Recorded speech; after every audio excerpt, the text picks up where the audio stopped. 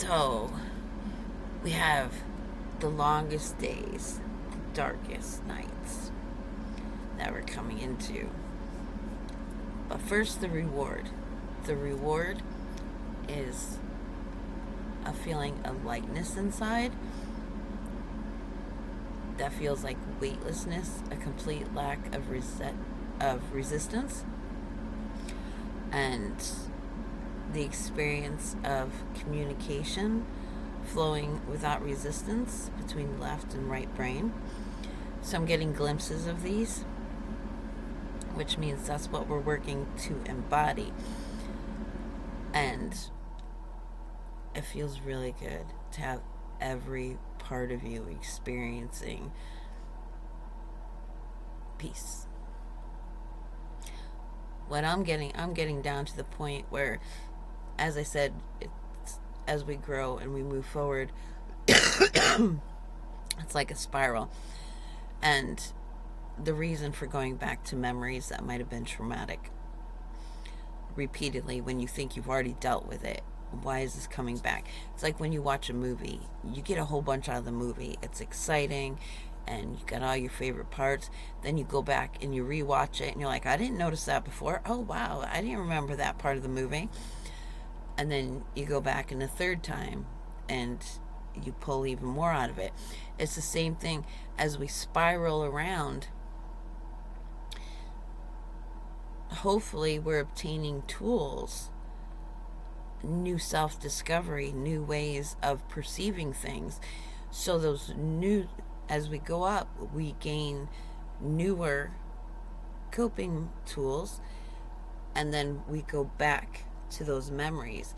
And until we're not pulling anything more out of them, those new tools have, we have no more use for that experience. There's nothing more we can get out of it. Then we go further up. And at the same time, we go deeper down and we get to those root causes. For me, the intellect is very much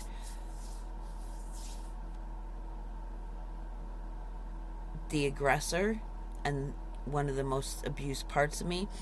So we have the experience on the edge of sleep and during our dream time, and it's so real. We wake up, we expect to see it, like we know what we're getting for Christmas, and it's Christmas morning and we go unwrap the box and it's not there, what we were expecting.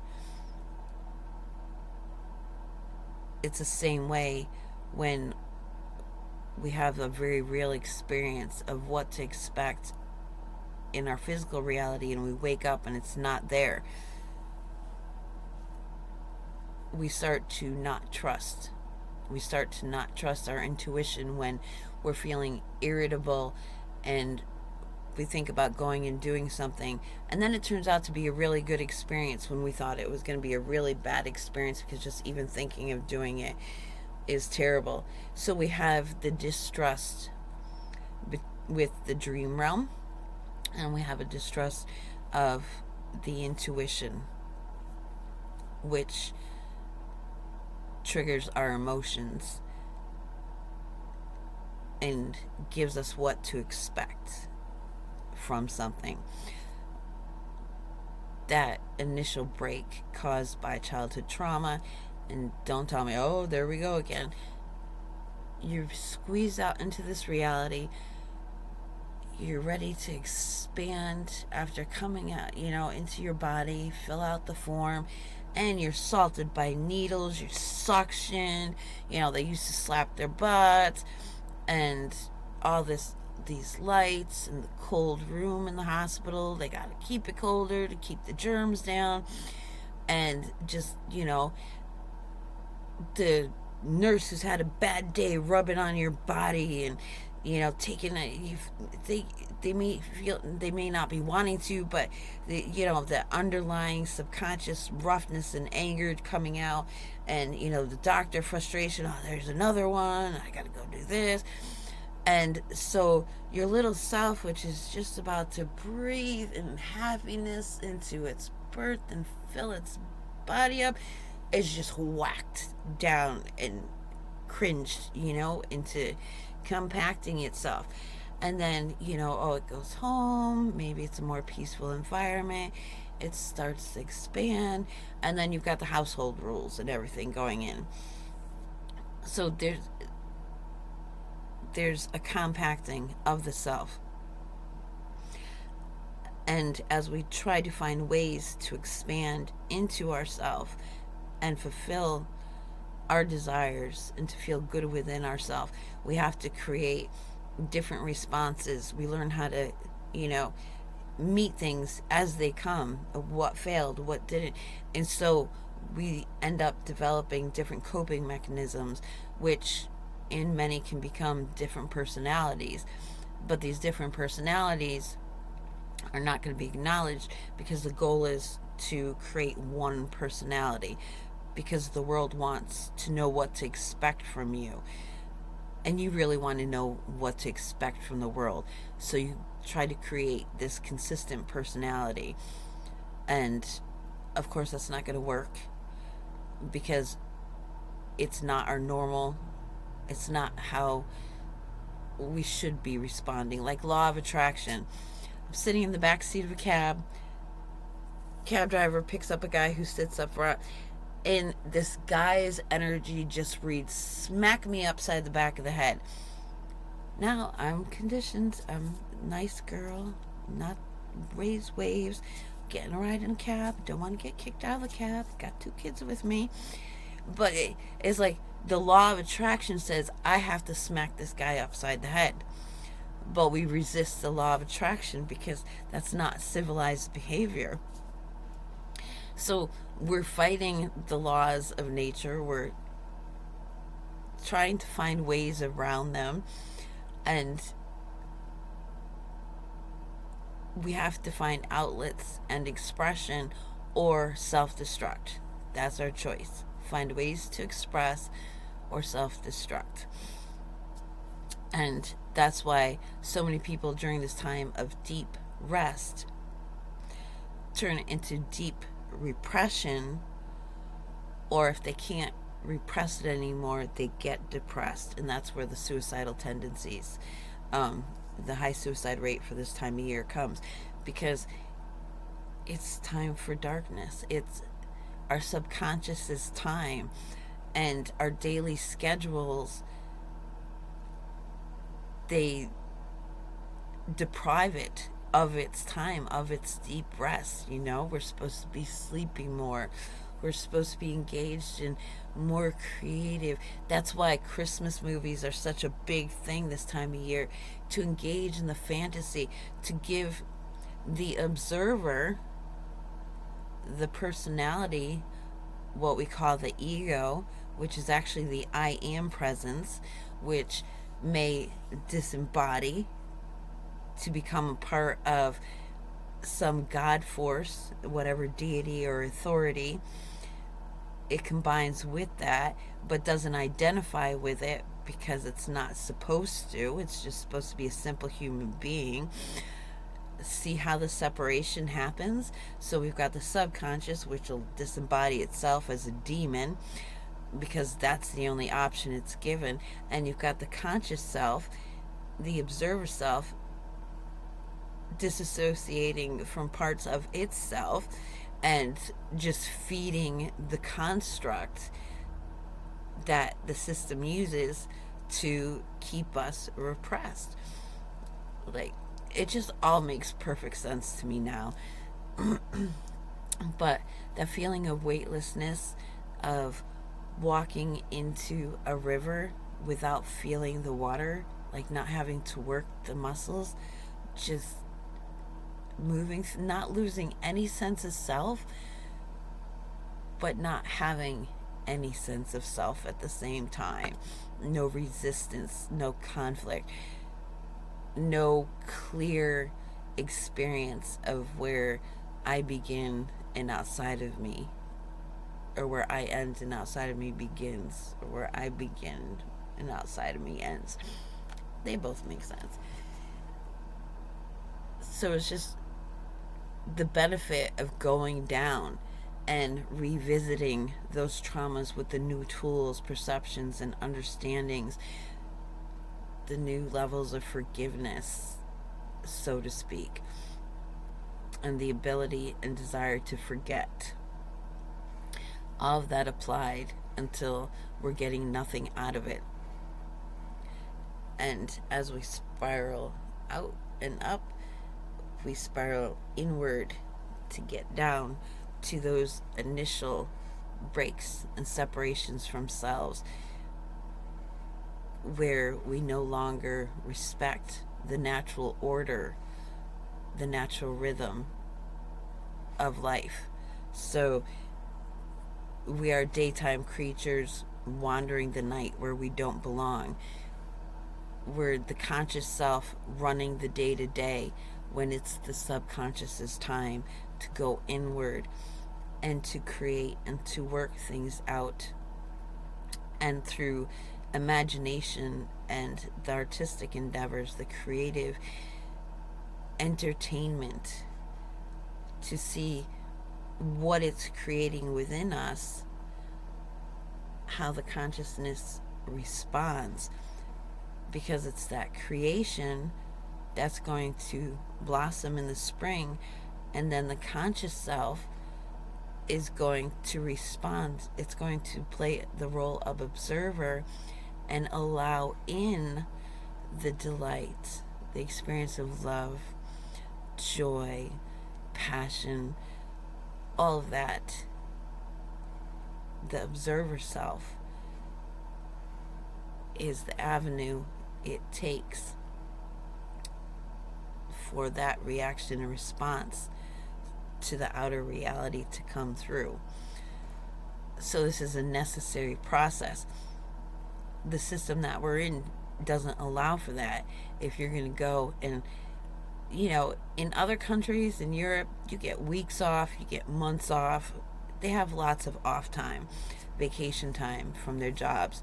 But here in the United States, you're working, and they will have you working every day, because full-time jobs, they don't want to give benefits, so they do break everything up to part-time, so people have to work 2-3 part-time jobs. It's just ridiculous. The goal is for us not to respect the natural order of things. When we're in that child expansion into adulthood, the first experience to trigger within us romantic love shows up in our life, and instead of anybody to guide us through it, that person was placed there to trigger this, so you would become aware of it, and this is how we can deal with it. These are our options. And this experience is to trigger this more authoritative, sovereign state of being. That comes at puberty. Well, you're not the boss of me, I'm an adult, So how do we work that adult in amongst the other adults of our experience? We don't have any guidance except for immature movies where there's conflict, where there's parent trapping. It's just all manipulation. That's what they're presented with to process. And that first triggering of romantic love turns into sex and, blah, blah, blah. We come into sexual maturity. It doesn't mean we're supposed to start having sex. We're supposed to become comfortable with it, familiar with it. What is my sexual desires? What are my needs to get those desires filled? And we're supposed to take that time to learn about ourselves, not start throwing that experience and sharing that experience with other people. It's always to get to know ourselves, to become aware of ourselves, where we want to go, how we navigate to that through our physical outer experience. And that's not what happens in our reality. it's just such a different thing how it's supposed to be and how it's happening out there. I mean, even if you go and you form yourself a little isolated community and only get, certain resources, you grow all your own food, except for, you have to get certain planting supplies or whatever. That resistance is still going to be felt, polluting that community. So